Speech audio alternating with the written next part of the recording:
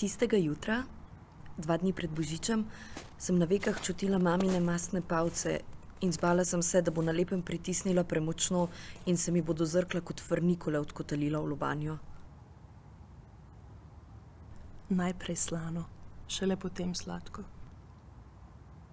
Zraven smo morali spiti še velik kozarec svežega mleka, ki je že več ur stal na toplem, da je bil ves mlačen.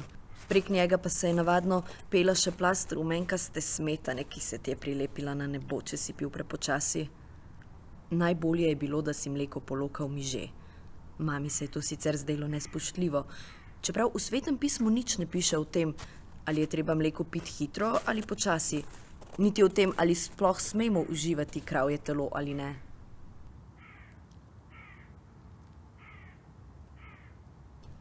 Če imaš zlate ribice predolgo v temni sobi, sčasoma obledijo, sem zašepetala Matijasu. Prav zato, ker sem tako bled, moram biti veliko zunaj.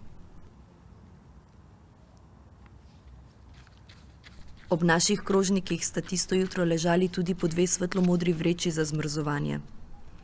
Eno sem dvignila v zrak in vprašajoče pogledala mamo. Da jih boste nataknili čez nogavice. Toplota se bo zadržala in noge bodo ostale suhe.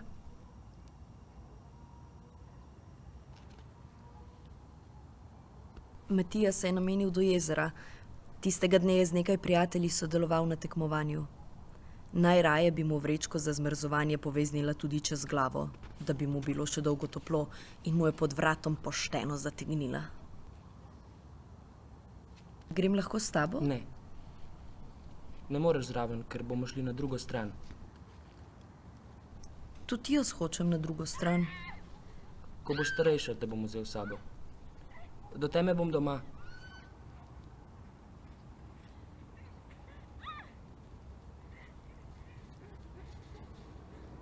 Pri vratih se je še enkrat zasukal in mi pomahal.